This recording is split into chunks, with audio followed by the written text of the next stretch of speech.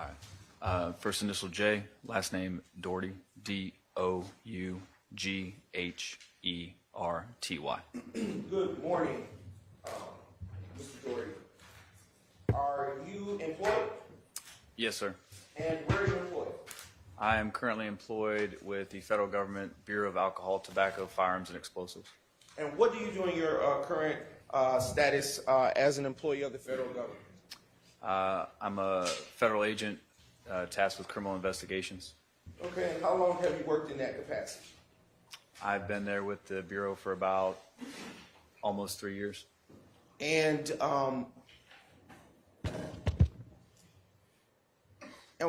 were you employed prior to your employment with the the Alcohol, Tobacco, and Firearms Explosives Department? Yes, I was. And what was your employment? I was employed with the City of Atlanta Police Department. And in what capacity did you work for the City of Atlanta Police Department? I was a sworn officer. Okay. And if you could just talk into that mic, everything is being transposed. Is that better? Record the thing. And how many years in total were you employed with the Atlanta Police Department? I was employed with the Atlanta Police Department for approximately 12 years. And when did you begin with the Atlanta Police Department? I began in 2010. And when did you end? I ended about 2022. And were you post-certified during your entire time with the Atlanta Police Department? Yes, I was post-certified. What was your official title prior to leaving? Prior to leaving, I retired out as a sergeant. And did you often work with a partner while at the Atlanta Police Department? Yes, I did for some of my career. Please tell the ladies and gentlemen of the jury who that partner was. My partner typically was a C. Munson. And how often would you work with him? I probably worked with him approximately 5 years on and off between different units on the department. And I want to direct your attention to the date of Tuesday, October 1st, 2015. Do you remember working that day? Yes, I do. Okay. And what shift were you working around or about that time? On that given night, I believe we were working a shift which is like late evening into early morning. So we were working probably approximately 6 p.m. to about 2 a.m. in the morning. And do you recall patrolling around or about the area of Confederate Avenue and Boulevard Avenue, Southeast Atlanta, Georgia? Yes, I do. And can you please tell the ladies and gentlemen of the jury what you recall about patrolling on that day? On that given night, we were patrolling Confederate Avenue coming up to Boulevard, and we witnessed a vehicle make a traffic infraction in front of us. And what was the traffic infraction to your recollection? To my recollection, they were in the left-hand turn lane of Confederate Avenue, and they proceeded into the right-hand turn lane to turn right. So they made a right-hand turn from that lane without signaling to proceed north on Boulevard. And at this time, when you're observing this traffic infraction, are you in a marked patrol vehicle? Yes. And are you also in uniform?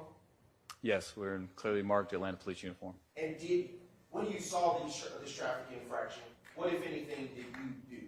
Well, let me ask this question. Who's driving? My partner Munson would have been driving that night. And when you did see this traffic infraction, what, if anything, did you do at that time? We would have illuminated the emergency equipment on our vehicle to initiate a traffic stop on the vehicle. And did you initiate a traffic stop on that vehicle with your partner that day? Yes, we did. We initiated a traffic stop. And did you get out of the vehicle at the time of that traffic stop when you initially stopped it? No, we didn't get out of the vehicle initially. Typically what we did is when we did initiate a traffic stop, me and my partner, because it is dark at night, we would take the spotlight and illuminate the interior of the vehicle from the back to be able to see the individuals inside and kind of assess what they're doing.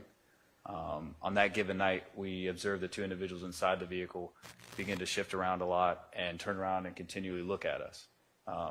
Typically when that happens, we kind of hesitate to get out because, one, it could mean either someone... Speculation. Overruled. One, typically it could signal that maybe they're looking to ambush the officers walking up. Sustained. Without saying, I'll ask you a different question. When you did not get out the vehicle, did anything happen after that? Yes. What happened in that particular incident when you stopped and didn't get out? So they shifted around. We're looking back.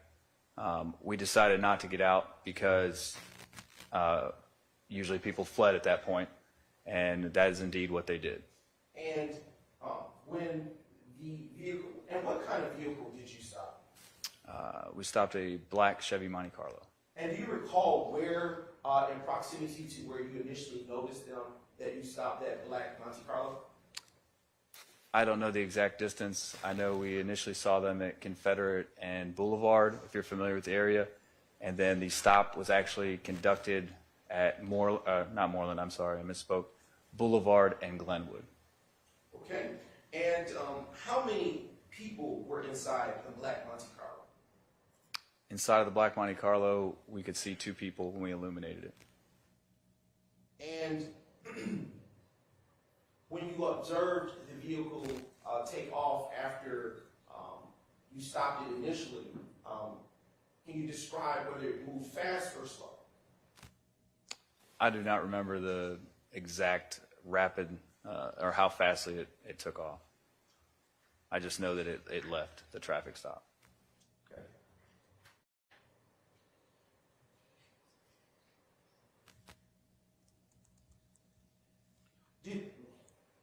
Did you follow after the vehicle when it left the spot where it initially was stopped?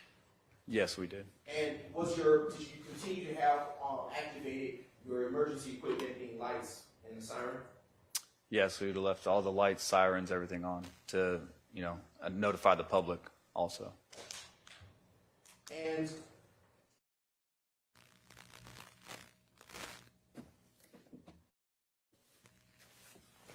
prior to leaving, in what direction did the vehicle travel when it left from the stop that you initially made of the vehicle? It initially continued north on Boulevard towards I-20, where it made a right-hand turn onto I-20 eastbound and picked up speed to get onto the freeway. And as the vehicle is taking this path, are you able to observe any movement or anything inside of the vehicle? Yes, a black glove, or what appeared to be a black glove, went flying out the passenger window. It was merging onto the freeway.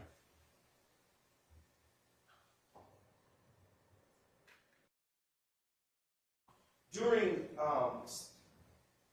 traffic stops, do you typically speak with dispatch? Typically, yes, we would speak with dispatch during a traffic stop. And did you radio dispatch at all during this incident, this stop?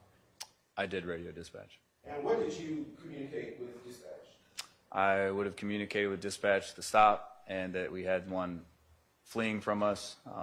Typically, they ask for traffic conditions, reason for the stop, things of that nature, conditions of the road, stuff like that.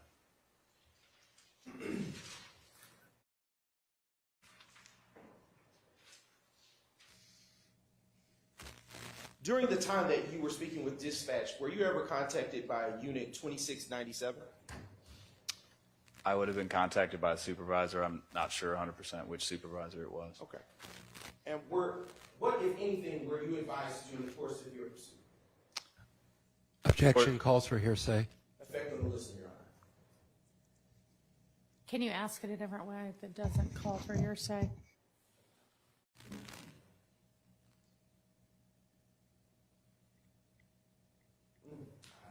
Really can't, Your Honor, at this point, but I'll move on.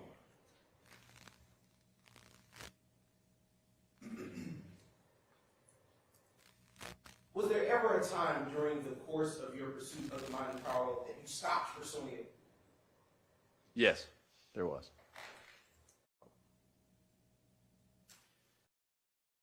And what, if anything, occurred at that time when you stopped pursuing the Monte Carlo? When we stopped pursuing the Monte Carlo, it had come to, it basically wrecked out. It had wrecked into a guardrail. When you exit I-20 eastbound on Flat Shoals there's a guardrail and a stop sign. It had ran through the stop sign and came to a stop at the guardrail. All right. And When it stopped at this guardrail, did the occupants remain inside, or did they do anything else? At that point, the occupants jumped out of the vehicle and began to flee on foot.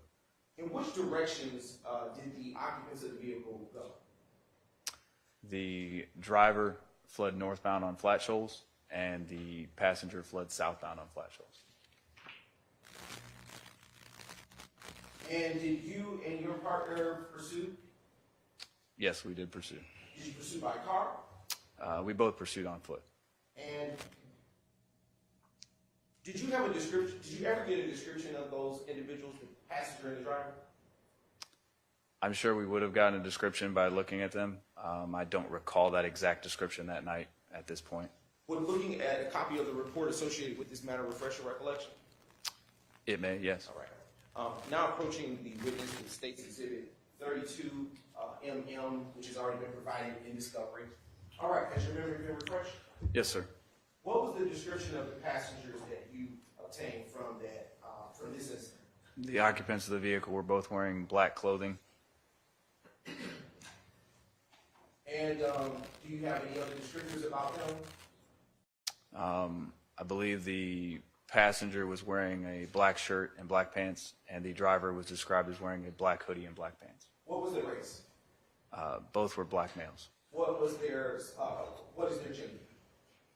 Black males. Excuse me, I'm sorry, I missed that part. And did you later come to obtain an identity for these individuals?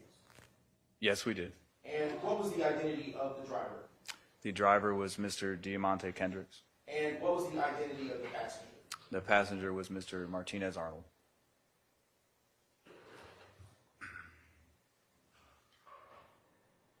And as these passengers, as Mr. Kendrick and Mr. Arnold are fleeing on foot, did you ever give any verbal commands to them?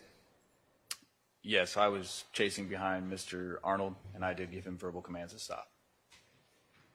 Did they stop? No. And I should say, did they stop at your command? No, they did not stop at my command. And as you gave chase to Martinez Arnold, can you describe where he went during this chase? Is there any location that you followed him to? When he fled south on Flat Shoals, he dipped in behind the houses to the left, went behind one of the properties there, one of the houses, chased him to about a fence. He hopped the fence. At that time, when he jumped over the fence, he stumbled and fell. Me with all my gear on, it takes us a little longer to get over a fence. Couldn't see his hands, so I used my city-issued taser to try and stop him. The first time I fired it, it was ineffective. It didn't make good connection. The second time I fired it, it did make good connection, basically making him immobilized and giving me time to get over the fence to apprehend him.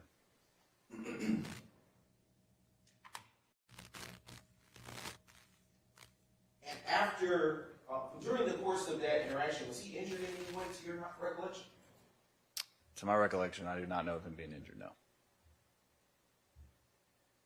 Would you please pull that mic a little closer to your mouth? I'm sorry.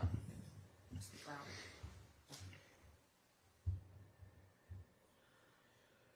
After detaining and apprehending Mr. Arnold, did you remain where you were behind that fence in Wood area? No, after apprehending Mr. Arnold, I would have walked back to the car. Did you walk alone or did you take him with you? I would have taken him with me. And do you recall the address associated with the home to which he fled behind? I don't recall the address, no. Would that have been noted in the report? It may have been. Do you want to take a moment to look at it? I'll check. What was the address? The address was 1909 Flat Shoals Road.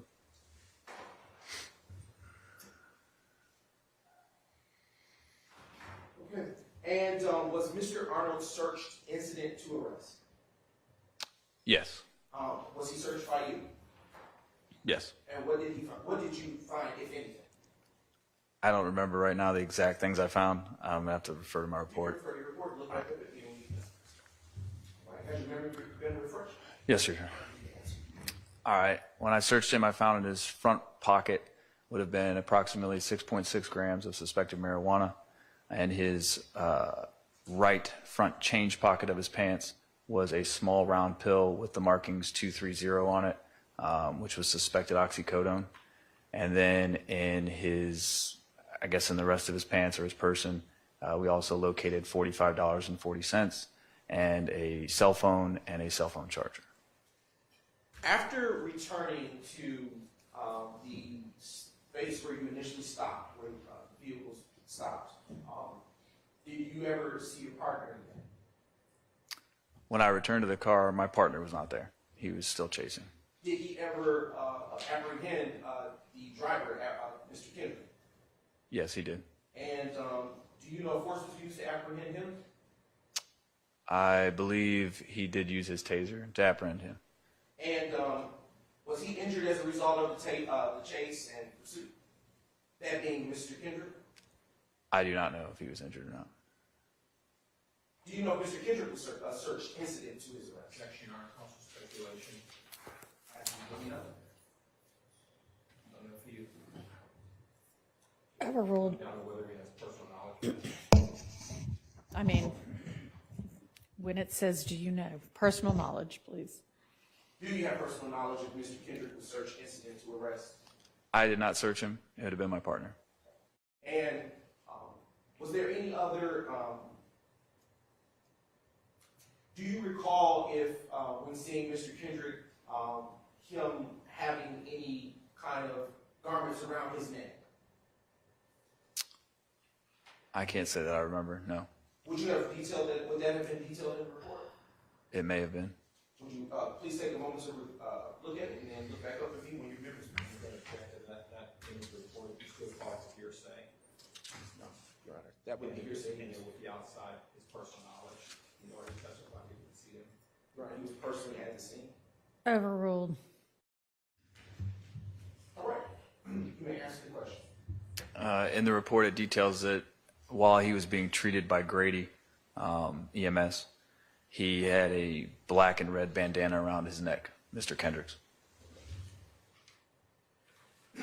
After returning back to the location where the car had run into the guardrail, did you have an opportunity to look around or about it? Yes. Did you also have an opportunity to look inside? Yes. And after you had the opportunity to look inside of the vehicle, did you see anything of evidentiary value to you? Yes, we did. What did you see at the time that you looked inside? There were 2 firearms in plain view in the vehicle, and we ended up calling a crime scene photo technician out to take photos of the vehicle. Was there anything else of importance inside of the vehicle that you took note of? Not before searching it. I mean, we wouldn't know. Were the firearms loaded or not loaded? Both firearms were loaded with 1 round in the chamber. And what type of firearms were located inside? There was a .40 caliber Smith & Wesson pistol, and there was a .7.62 AK style rifle in the front seat also. In your training and experience, are you taught to run checks on firearms? Yes, we are. And did you do that? It would have either been me or my partner Munson. Yes. Okay. And what were the results of any check, if any, of the firearms? That Your Honor, hearsay. Sustained. And want to ask you, when you were at the crime scene, did you, in fact, call for the crime scene ID tech? I don't remember who called for them. I know we called for them though. And why was Grady called out to the scene? Again, I don't remember them being injured, but if we had Grady on scene, according to the report, it's because they complained of injury, and we would render medical attention to them. Okay. And excuse me. And as they were being rendered medical attention, did they continue to remain in custody? Yes, they had been in custody the whole time. All right. Okay. And as the scene of the crime was being processed, did you continue to, by the ID tech, did you continue to remain present? Yes, we'd have been on scene the whole time. Okay, and the vehicle, you indicated it was taken, there were photos taken, but did you personally conduct the search of the vehicle, or was that done by another person? I don't recall who actually searched the vehicle.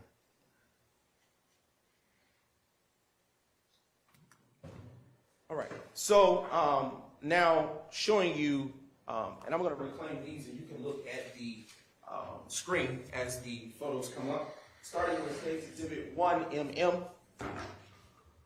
With this particular exhibit, you recognize the vehicle that is on the screen with the blue lights. Yes, I do. All right, and do you recognize the vehicle that is beside it, that is in all black? Yes, I do. Is that the Monte Carlo that you described earlier in your testimony? Yes, it is. And what roadway are these two vehicles situated on? That is going to be Flat Shoals. All right. And now showing you States 2MM. What direction is the view of the camera facing on Flat Shoals, cardinal direction-wise? That would be a view of southbound. Do you see anybody that resembles yourself in this exhibit? Yes, I do. Do you see anybody that resembles your partner in this exhibit? I do. I'm going to try to zoom in, see if it is, and there should be a wooden pointer behind you. I'm going to ask you to reposition with the court's permission to point out yourself and to point out your partner. That would be me at the back of the car, and that would be my partner right there. Showing you State's Exhibit 3MM, and the vehicle is this the guardrail that you were describing that the vehicle made impact with on that day? Yes. All right.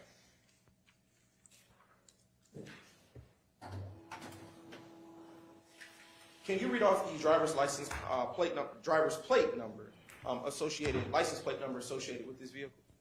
Yes, it's a Georgia license plate, BXF 3832. And that is State's Exhibit 5MM. Showing you State's 8MM. Is this the side of the vehicle that you described Mr. Arnold exiting from when he ran and fled from the scene? Yes. Right. Showing you now 9MM. And this side of the vehicle, can you describe the condition of the front driver's side tire? The tire appears to be flat. Was it flat when the vehicle was being operated by Mr. Kendrick? No. Is it flat as a result of impacting with the after the impact? Objection calls for speculation. Sustained. Showing you now State's 10MM. What is being depicted? What is shown in this exhibit here? In this exhibit here, I draw your attention to the floorboard under the steering wheel. You can see a silver object with black. That is going to be the .40 caliber Smith & Wesson pistol. And there's also a what appears to be a Fanta bottle with a yellow label and a purple drink inside of it. I would suspect that to be. Sustained. Without saying suspicion, do you see a yellow bottle with a purple liquid inside of it? Yes, I do. All right. Do you see anything seated on the driver's seat? Yes. What do you see? There's a cell phone with what appears to be an identification card on it. All right, now showing you State's 12MM. Please describe for the ladies and gentlemen of the jury what you see here. In this photo here, I see the AK-style rifle propped up against the middle console and a backpack on the passenger floorboard. All right. Do you know if that backpack was searched at all? I cannot recall if it was or not. Okay. And from this photograph that you are looking at, Now, publishing states 13 mm. From this photograph, can you tell, looking at the radio or the steering wheel console, if there's still be on? It appears to still be on. All right.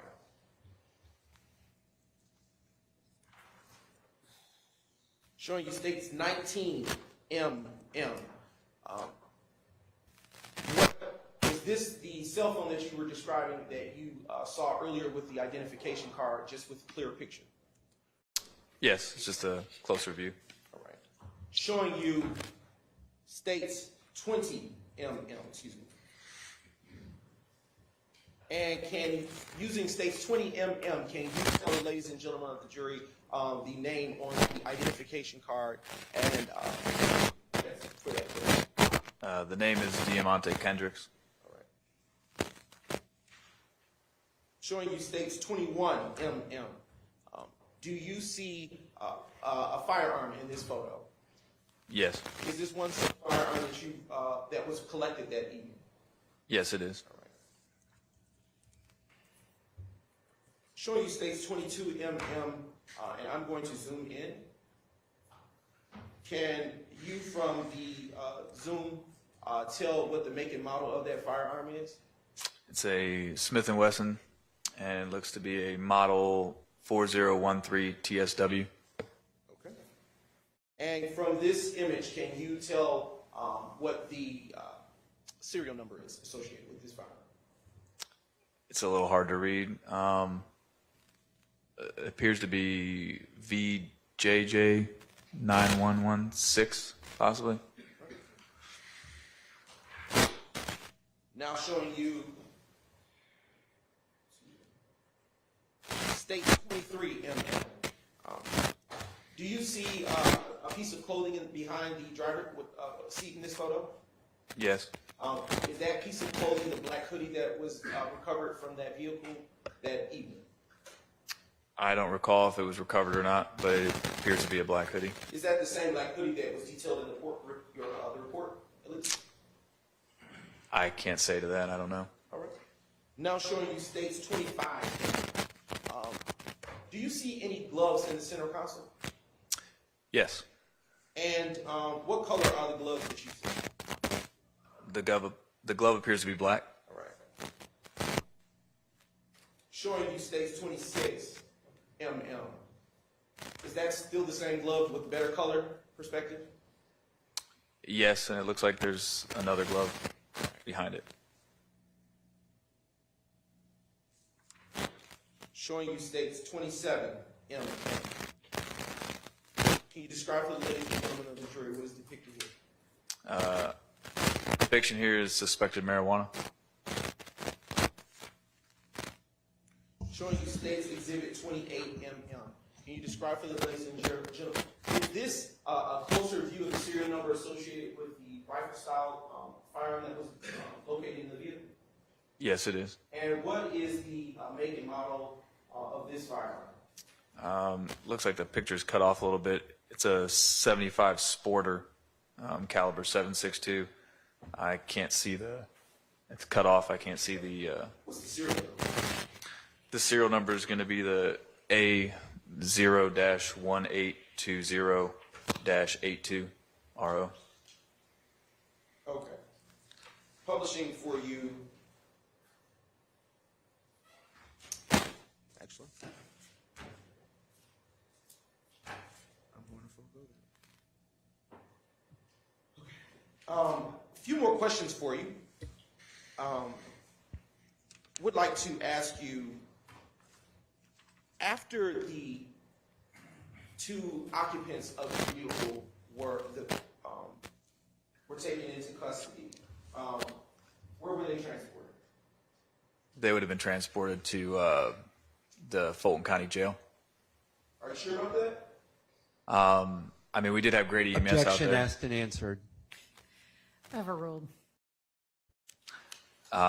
We had Grady EMS on the scene, so as long as they're cleared by Grady, they would be transported to Fulton County Jail. If they deemed that they needed more medical attention, they would go to the hospital. And the items, what was done with the vehicle to your recollection, that was driven by them that evening? The vehicle had been sent to impound. And the items that were recovered from inside the vehicle, and what was done with those? They would be transported by myself and Officer Munson to the city annex to be put into evidence. With incidents that happen at the APD, that APD responds to, are they given APD case numbers? Yes. And do you know the APD case number associated with this incident? Yeah, it'd be right here on the report in front of me. Tell the ladies and gentlemen of the jury what the APD case number is. Is it okay if I read it right from there? You can look at it and Okay. recall it. All right. Okay, what is that? 15274-0150. And as it stands for this case, with respect to your involvement, did that conclude your involvement with this matter? Yes. State has no further questions for this witness. Good morning. Is Morning. it Agent Dougherty? Agent Dougherty, yes. Agent Dougherty. Good morning, Agent Dougherty. My name is Doug Weinstein. I'm the attorney for Deamonte Kendrick. So I have a few questions. You were, as you testified, that you are the person that apprehended Mr. Arnold, correct? Yes, sir. And you tased Mr. Arnold in order to apprehend him, correct? Yes, sir. Did you knee Mr. Arnold in the back? I don't recall that. Did you spit on him? No. Would that have been appropriate to do? Objection, Your Honor, relevant. Sustained. Would it have been appropriate if your partner kneed and spit on Mr. Kendrick after tasing him? I'm not objecting to the same grounds, Your Honor. Sustained. Okay. After this arrest, were you ever called to testify? And I'm speaking specifically regarding my client, Mr. Kendrick. After this arrest, were you ever called to testify at any hearing, trial, or sentencing for Mr. Kendrick? I don't recall if I was or not. Are you aware of Mr. Kendrick being sentenced for his possession of a firearm and serving time with regards to this incident? No, I'm not. Okay, thank you. I have no further questions. All right, are there other defense attorneys with questions for this witness? All right, is there any redirect? State has no redirect for this. All right, Agent, thank you for your time, and you are excused.